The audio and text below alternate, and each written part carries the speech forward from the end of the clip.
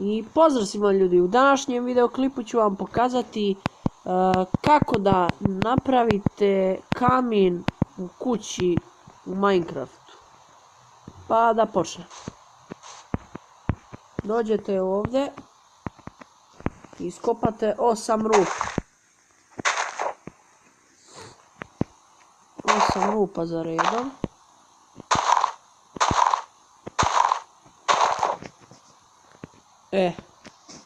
Zapravo 12 rupa iskopate.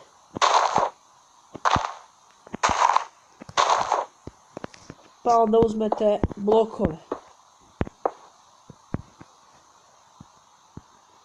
I onda ih stavljate ovako uvis. Onda dođete ovdje i stavite još, recimo evo ovako morate da stavite da vam se vatra ne bi širila. Evo ovako. Uzmete ovdje 2 bloka, stavite. Onda nađete onaj, kako se zove,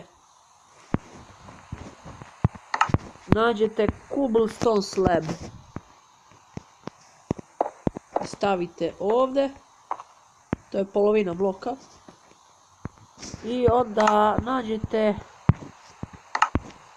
nađete ovaj ovdje netherrack kamen, kako se već kaže. Zapaljivi kamen. I uzmete, stavite ga ovdje, evo ovo moje boje.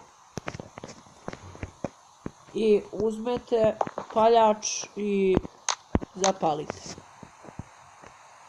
Evo vidite kako to lepo izgleda. Nadam se da se vatra neće širiti. Zapravo radi sigurnosti da vam ne bi uhvatilo krov ako vam je niski krov. Možete da uzmete još jedan red zida da stavite. Čisto radi sigurnosti da vam se vatra ne bi širila. Evo ovako meni izgleda kamin. Do sljedećeg klipa. Pozdrav, ćao!